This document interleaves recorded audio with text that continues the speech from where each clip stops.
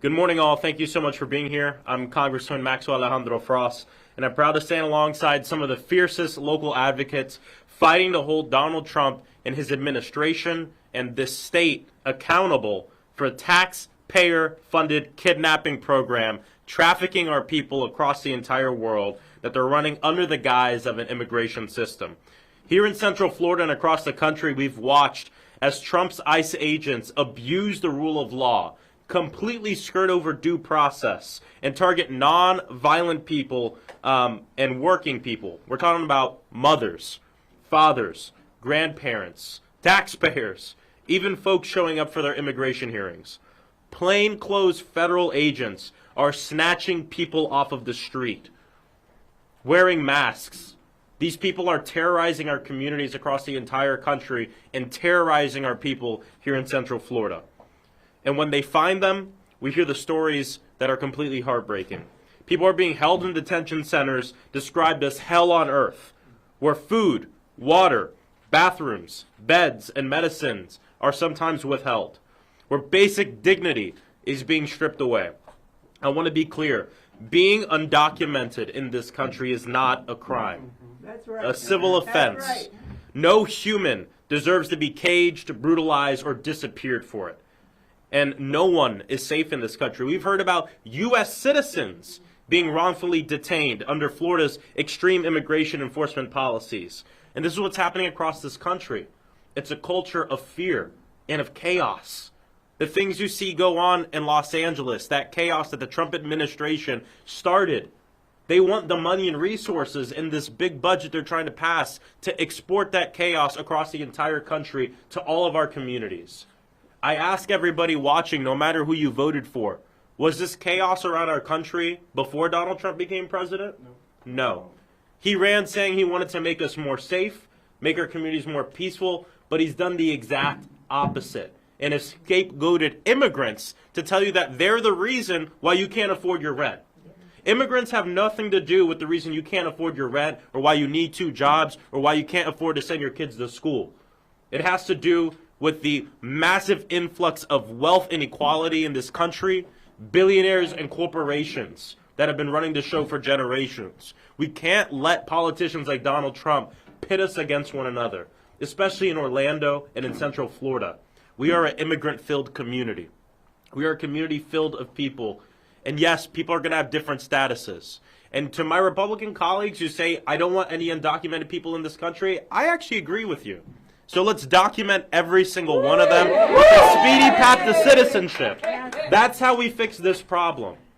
But this terror campaign of having masked people rolling up in vans, unmarked vans, grabbing students off of the street, trying to go into elementary school graduations, saying they're going to go into churches and rip people from the church pew as they pray, to put them in a facility where their family can't even find them, where their lawyer can't even find them, not knowing where they're at, how they're doing, what the conditions are, and then the one day to wake up and find out that your mother, that your father was sent to another country. And in many cases, sent to a foreign gulag, like in El Salvador. This is the reality of this nation right now and what's going on. And it's disgusting. It's not what our country is about. It's not what our country should be about. And so I'm proud to be here with advocates, organizers, lawyers, people who are fighting against this, to say we all deserve to feel safe in this country. We know we have a broken immigration system, so let's fix it. Instead of punishing those in this country, many of whom who have been our neighbors and been Americans for decades. For decades.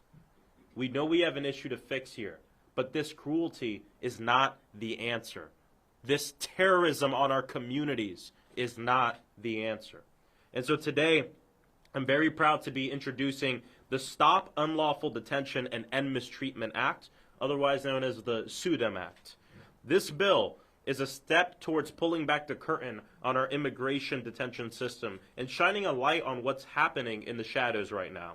The SUDAM Act would require ICE-operated and ICE-affiliated facilities, including private and local jails, contracting with ICE to publicly report who is being detained, where they're being detained, when they've been detained, and why, the legal justification and evidence behind every single detention, facility demographics, age, nationality, legal status, and the data on use of force, disciplinary actions, transfers, and deportation. This bill, to be clear, does not fix the entire problem, but the purpose of it is to give tools to the legal community, to advocates, to organizers, and more importantly, to families to know what's going on with their loved ones. I just want to bring this up again because we have people, I just heard of a case, someone who worked at Universal, employee of the month, employee of the year, someone who's been working there for a long time, a member of our community, who was snatched up, has been sent to 3 or 4 different facilities, and now is in Texas. The family having a hard time finding out where they're at, how they're doing, even speaking with them. It's disgusting. And so I'm proud to be introducing this legislation with people who are doing the work behind me in this community to keep our people safe.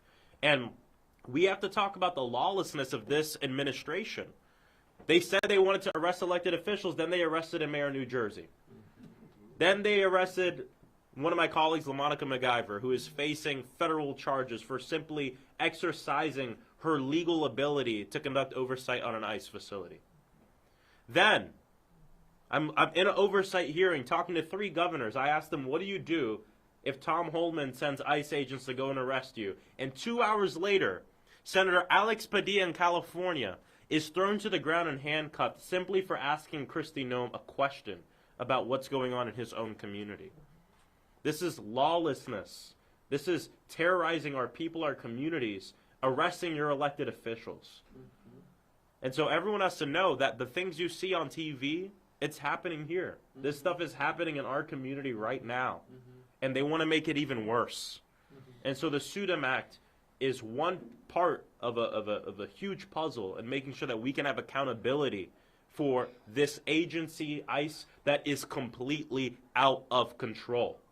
We saw just yesterday, the New York City Comptroller, Brad Lander, was walking somebody, a constituent, from an ICE hearing, or from a hearing, and he was arrested and taken to the ground simply for asking for where the warrant was.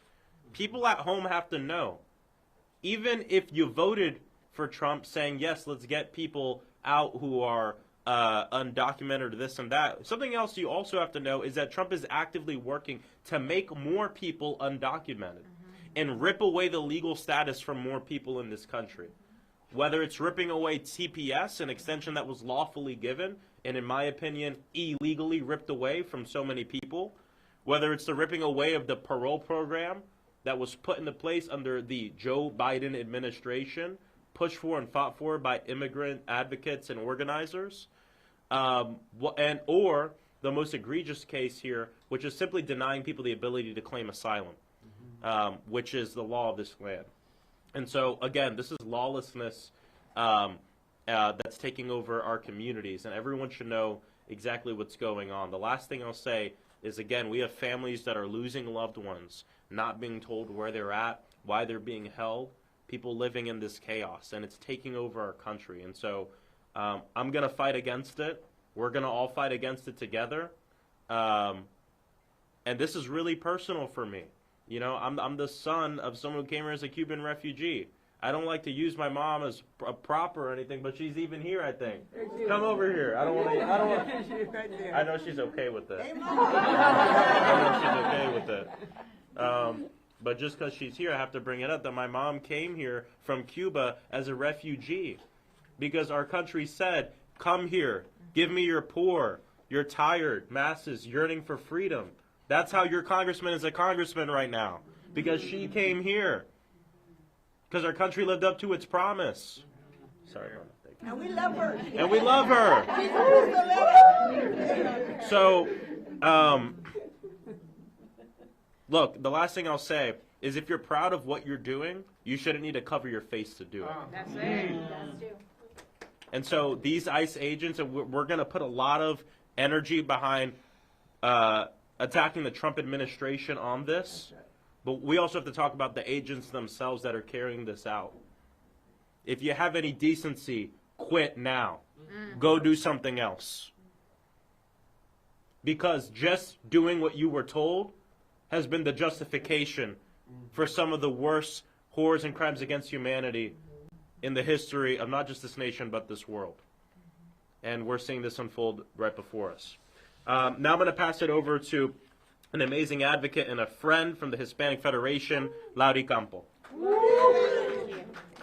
Buenos días. Buenos días. My name is Lauri Campo, and Hispanic Federation is proud to endorse Congressman Frost's Stop Unlawful Detention and Mistreatment Act, an urgent need to step toward justice and accountability of our immigrant and detention systems. This legislation defends one of the most fundamental principles of our democracy, that no person, regardless of immigration status, should be held without due process, and no one should be subject to mistreatment, neglect, or abuse while in custody. Currently, law-abiding immigrants and even U.S. citizens are having their rights violated and mistreated at the hands of ICE. These violations are results of a broken immigration system. Hispanic Federation believes that fair and transparent system will lead to a stronger one, benefiting all Americans. And protecting civil rights does not compromise the safety of our community. On the contrary, it makes it stronger. At a time when the immigrants community in Florida and across the country are living in fear, this legislation provides a path forward. We have seen in United States that this has become a place of fear, silence, and confusion for the hardworking individuals contributing to our communities. And what we want to say again, we endorse this act, what you, Congressman, have done and what you're doing and what you're proposing. And we ask all lawmakers in Congress to support this and stand in the right side of history. And I'm going to move over to Spanish very briefly. I want to say, esta legislación defiende los principios fundamentales de nuestra democracia. Que ninguna persona, sin importar su estatus migratorio, pueda ser privada de su libertad sin las garantías del debido proceso ni expuesta a condiciones de maltrato, negligencia o abuso de custodia. Proteger los derechos no compromete la seguridad del país, al contrario, la fortalece. Y nosotros como la Federación Hispana apoyamos esta legislación y le pedimos a los legisladores y congresistas que se paren en el lado correcto de la historia y no permitan que esto continúe sucediendo en este país. Gracias. Next up, from Poder Latinx, Caroline Wasserman. No. Hello, everybody. Good morning. My name is Carolina Wasmer. I'm the Florida State Program Director with Poder Latinx. We are a civic and social justice organization. I'm here today to talk to you about the 850,000 individuals who came to this country on TPS or humanitarian parole. These are individuals who have come and done the right thing. They came the right way. They came through process, and by no means of their own has their immigration status been revoked. These are individuals who are now fleeing violent crime, dictatorships, and extreme poverty. These are individuals who are now in a gap where they're trying to figure out their next step. It is very important that they right now find out how to find legal advice, because in our community right now, with what's going on with ICE, their transition makes them the most vulnerable.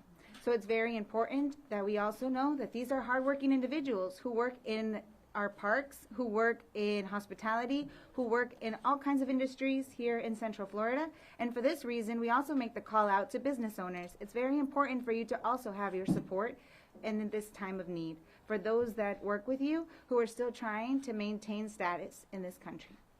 Thank you very much. And I want to give a few words in Spanish, sorry, as well. Hola, mi nombre es Carolina, soy la directora estatal con Poder Latinx. Yo hablo de parte de los 850,000 personas que están aquí en TPS o en el parol humanitario. Estas personas se les ha revocado este estatus por consecuencia del presidente, no por decisión propia. Estas personas vienen a este país porque vienen de países donde hay dictadura o donde ellos encuentran violencia o donde ellos ven que la pobreza extrema vive cada día. Estos son personas que simplemente están tratando de trabajar y hacer una diferencia en nuestra comunidad.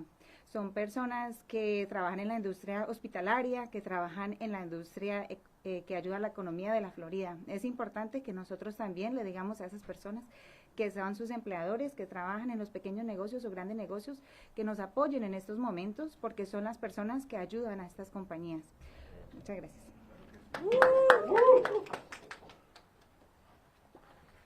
Thank you so much. And now the State Director of LULAC, Ms. Claremont. What you got? Oh. Thank you. My name is Aisha Clement, and I am the State Director of LULAC, Florida, which is the League of Latin American Citizens. And as LULAC, Florida, we support this act, the SUDAM Act, because the important is that, let's face it, one night we go to bed with the land of the free and the home of the brave. And one morning we wake up with the land of the slave and the home of the brave that they want to scare us. But we're not gonna allow them to scare us. We're here to speak for those who doesn't have the voice to speak. And here, as LULAC Florida, representing all the Latinos community, I'm here to say that we are here with you. You're not alone, and we're here supporting the Congressman Frost, Maxwell Frost, and this. It's amazing how we need to hold our leaders accountable. We educate the individuals that we need to go ahead and vote. But once we vote, then what? What then happens? So our community to understand that as important that it is to go that date and cast your vote, it is important to hold those elected officials into accountability, because they're supposed to be our voice. They're supposed to be the one who defend our freedom, but they are just being silent. And I'm sure that most of the people that are watching here today, they did not vote for this. So we want to claim American back.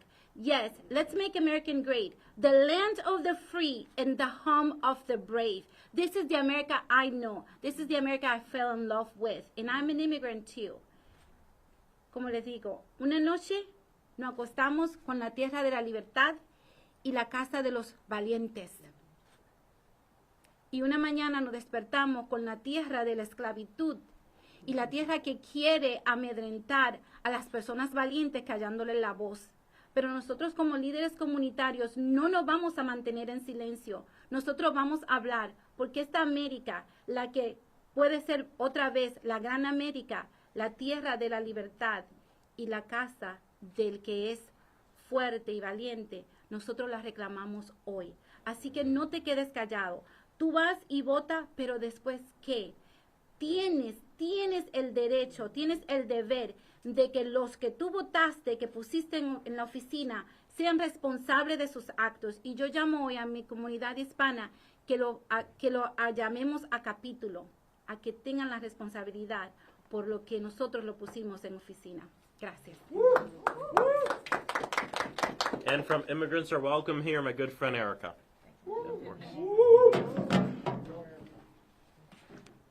Buenos dias. Good morning, everyone.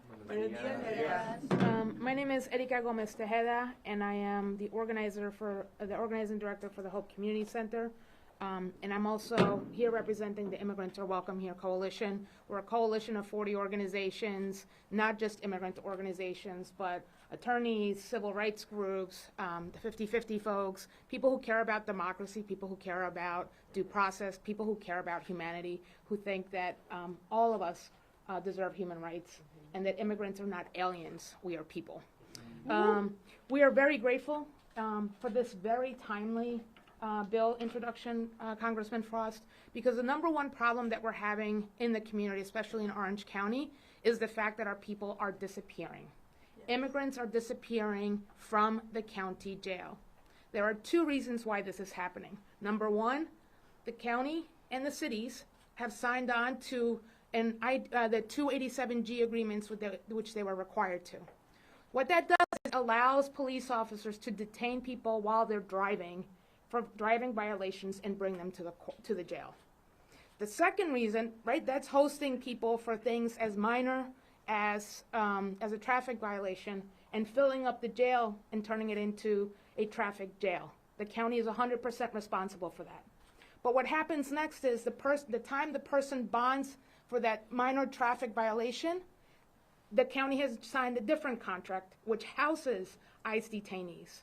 The moment that that person bonds out, they disappear from the jail system, and there is no way of knowing if they're still there, if they have been sent to Chrome, if they have been sent to Texas, if they have been sent to New Mexico. This is why it's most imperative that bills like this ensure that at the local levels, we have a way of keeping people tracked so that they can have representation and due process. The way that the administration is moving people from site to site to site without people knowing where their family members are is enabling them to violate people's due process. We saw that with the Juarez family, mother and father, who were both deported even though they had U visas. We're seeing it now with Mr. Hernandez, who's in the county jail right now, doesn't appear in the system, but has work papers, right? We're seeing it with mothers who are gone missing after they've turned in for deportation, and there's no record of where they are with their 2-year-olds and their 9-year-olds. We cannot be the United States of America in 2025 experiencing disappearances of human beings. There has to be accountability, and this bill does just that.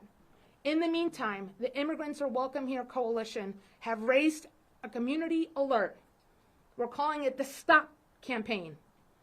If you are detained, before you do anything, stop. Stop. Stop. Thank you. Stop. Stop. Get the advice, seek the advice of an immigration attorney so that there's at least some hope that you will be able to have legal representations and your due rights respected. Estoy rápidamente muy agradecida con el congresista por haber introducido esa legislación, porque este es el problema número uno que tenemos en las comunidades en estos momentos.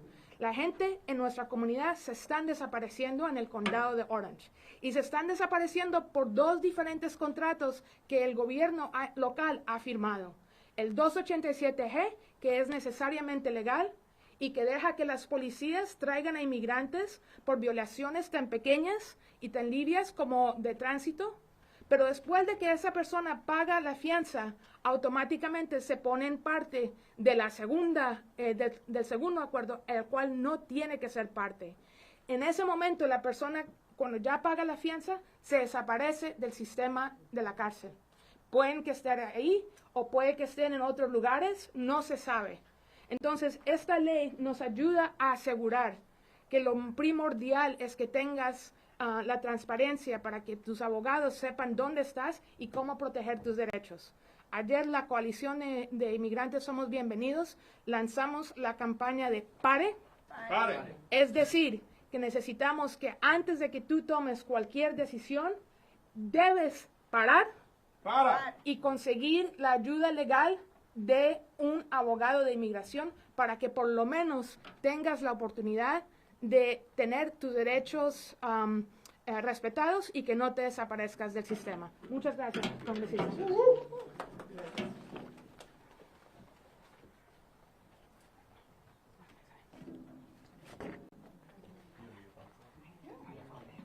Okay. Just for language accessibility, I'm going to have Peggy from my office say a few words in Haitian Creole, so we have that as well. Bonjour tout le monde, nom c'est Peggy Gustave.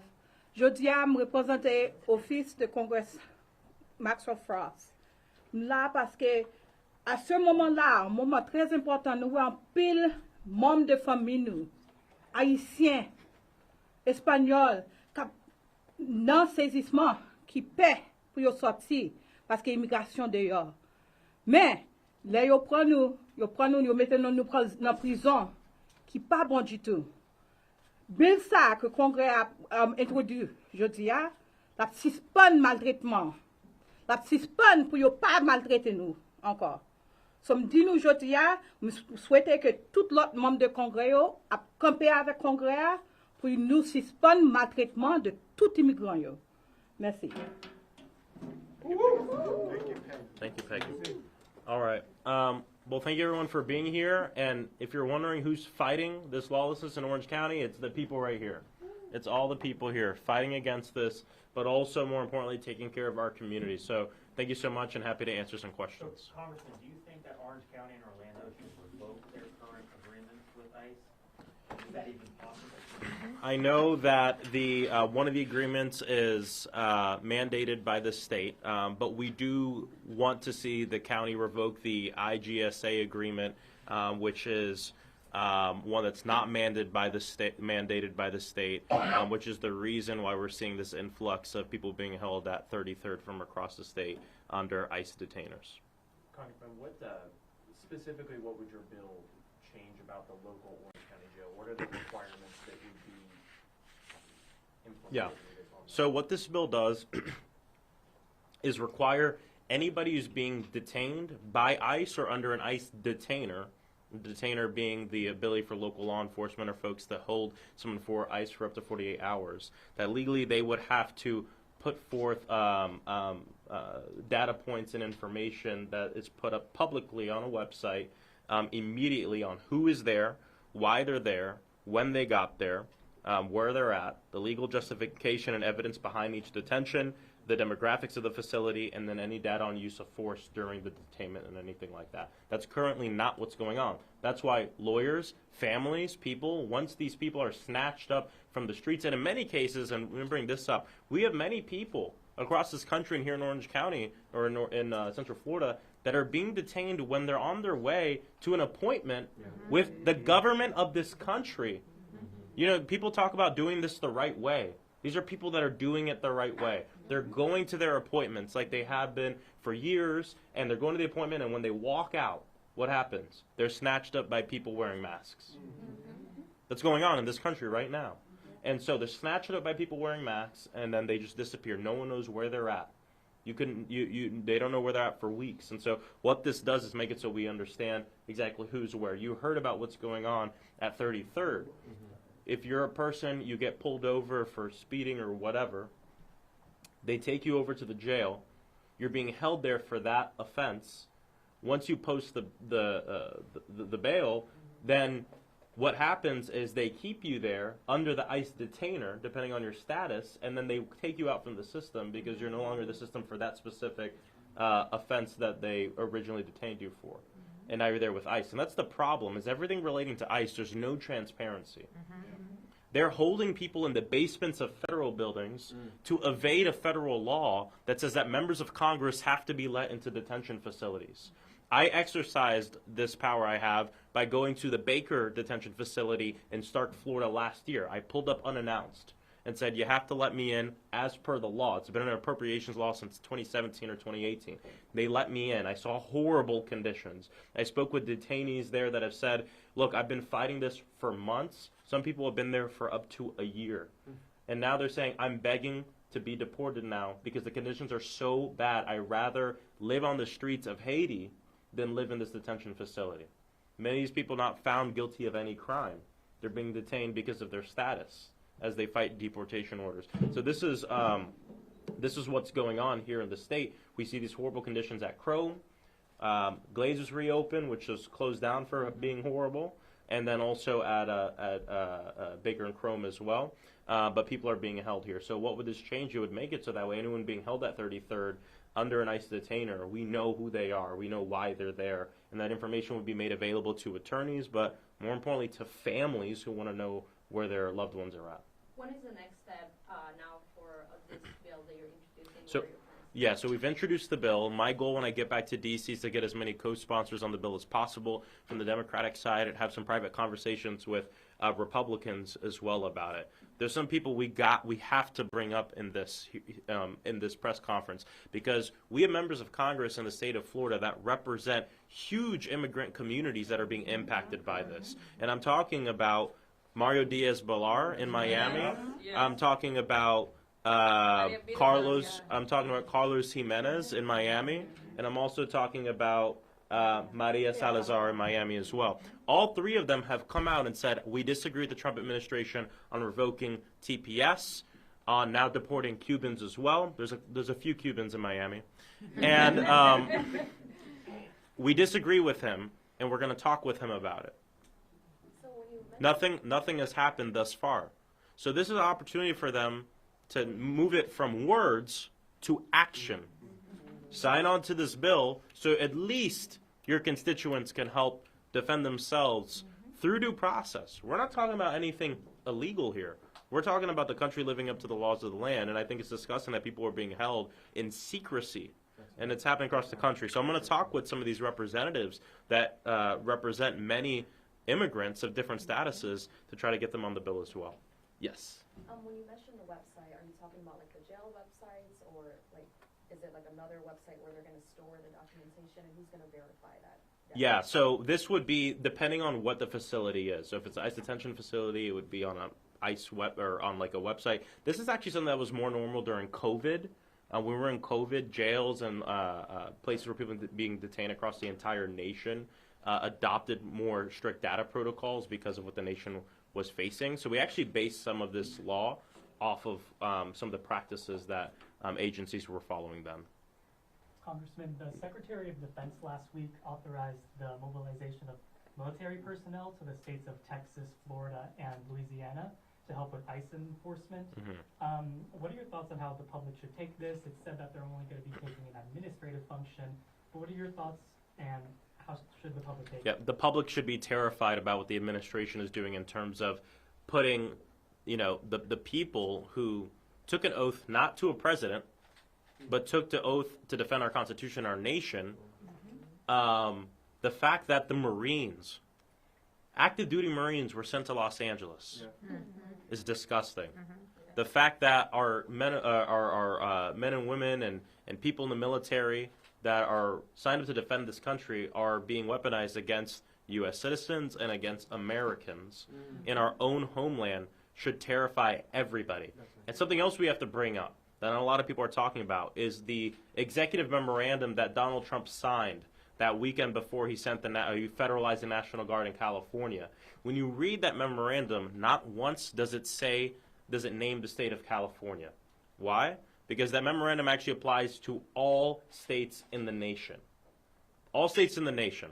And actually what it reads is that he would be able to federalize the National Guard if there's a protest or if they think there might be a protest or some sort of uprising or whatever. So Donald Trump has essentially given himself the ability, illegally, we have to say, to federalize the National Guard to squash people's First Amendment rights. The other thing I really have to talk about is this is all happening as Republicans in Congress and Donald Trump are trying to move forward a very evil piece of legislation. That's a huge bill that would rip away Medicaid, health care from 15 million people. So if you have family on Medicaid, if you know someone who has health care because of the tax credits through the Affordable Care Act, they want to rip that away from your family members, all to give billionaires and mega corporations a tax break so they can make more money. And within that bill, they would give ICE 10,000 more agents, $45 million more dollars to do this $45 billion more dollars to continue this terrorizing campaign of our communities. And these aren't two separate things going on. They're the same thing. Donald Trump wants you to be scared to go to the streets and protest. That's why he sent the military to L.A. Because the only way in this nation that you can rip away health care from 15 million people and not have protesters on the street or fear politically for your career is if you squash people's First Amendment right. These aren't two separate stories. It's not a distraction from anything. They're the same story. That's why he sent the military to L.A. as they passed this bill at the same time. And so it's important that we see this. It's not a distraction. It's multitasking. They're doing this to scare our people. But as we saw in Orlando the other day at City Hall, people in Orlando and in Central Florida are going to stand up for our neighbors, for our country, for our democracy. We're going to fight against the oligarchs, which are the billionaires and mega corporations that have been rigging this country for generations. We're not going to blame immigrants. We're not going to blame our trans neighbors for the fact that we all can't pay our rent. That there's a homeowners insurance crisis in this state and the governor is too worried about trying to run for president than he is on fixing the issue. We're going to stand together on all these issues because we see how they're all connected. It all impacts our families here in Central Florida. Any other questions? How many locally do you think have been unlawfully detained? Locally, I don't have a number. I don't know if anyone behind me. I mean, Since we can't track them, we have no idea. Here, come, say that here. We can't track them, so we have no idea, and that's why this bill is so important. Yeah, I mean, that's the problem. It's like as a member of Congress, I should be able to tell you.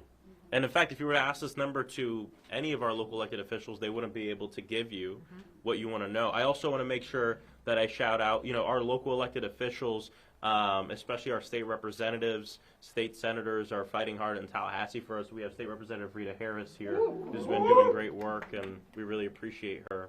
I don't know if you want to say anything. Okay. Thank you. Any other questions? There's been a lot of whiplash with messages regarding workplace raids. Yeah. Last week, the president had suggested he wanted hotels, farms, and restaurants to be exempt because Yeah. they're stripping important labor. Now DHS, they say they're continuing with these raids. What's your read on the current status of that?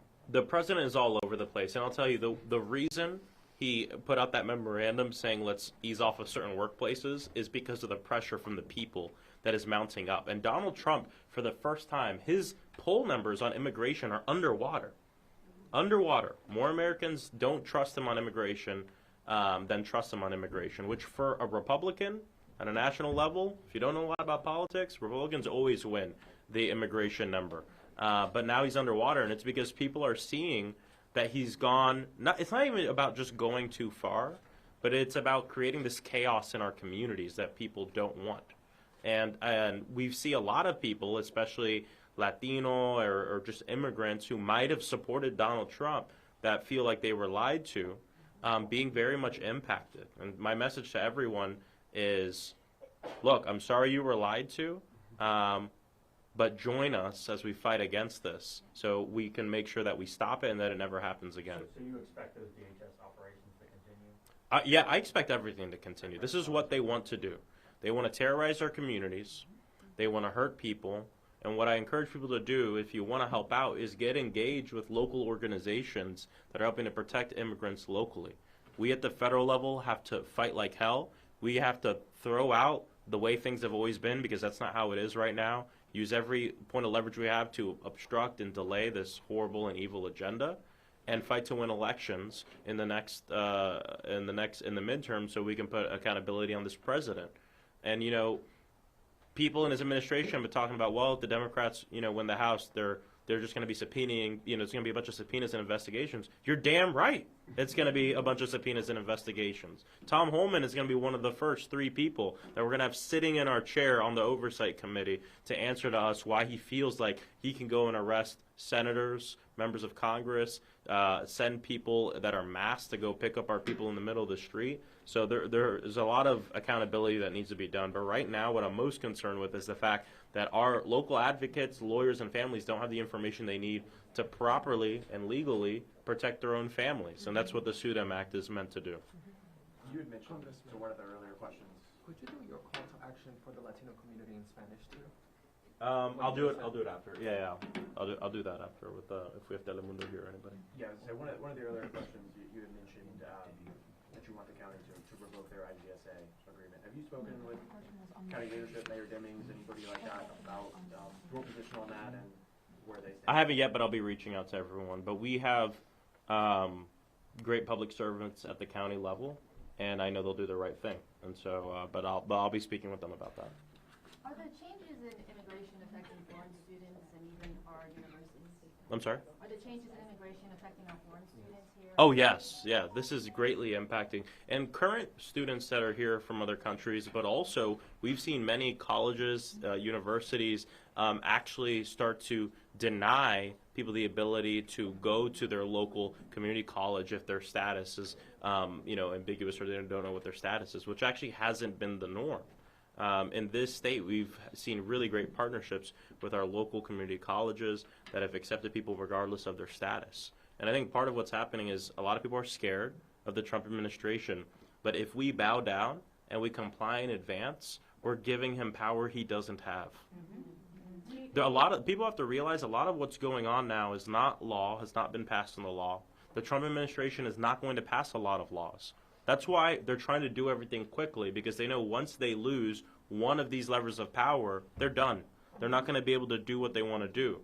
Look at this, the Doge bill they sent to us a week ago. It passed through the House because there are a bunch of sycophants and lapdogs. The Senate has said they're not going to pass it. It's not going to be passed into law. That's why this bill is so big. The budget is so big. Why is it so big? They get one chance. They're going to pass one bill that's big, this whole Congress, and this is their one chance to get it all in there, they're not going to be able to pass anything else. And that's why people also have to realize, even though things are scary, Donald Trump is also a weak president. Strong presidents can pass legislation, and then no one can ask questions about it. But the reason why about 45 to 50% of everything he's done has been struck down by a court is because he's doing it through an executive order. Why doesn't he send a bill to Congress to get rid of the Department of Education? Because it won't pass. Why won't it pass? Because he's weak. So do you think our universities are going to be affected in our local? Our local universities have been very affected by what's going on in terms of immigration, in terms of targeting students because of their speech and taking away their visas. It's impacting foreign students that are here right now, but it's also going to impact us for decades and the way that other people see our country. Right now around the world, people are biting at the bit to come study in this country, to come learn in this country, to get a student visa, to come to our colleges and universities. But that's going to change. And who knows, they might turn to our adversaries to go to their countries to become educated. Who do we want educating the world? Our country or our adversaries? So all these people, they all talk about so much about national security, but they don't give a damn. They don't give a damn. Any other questions?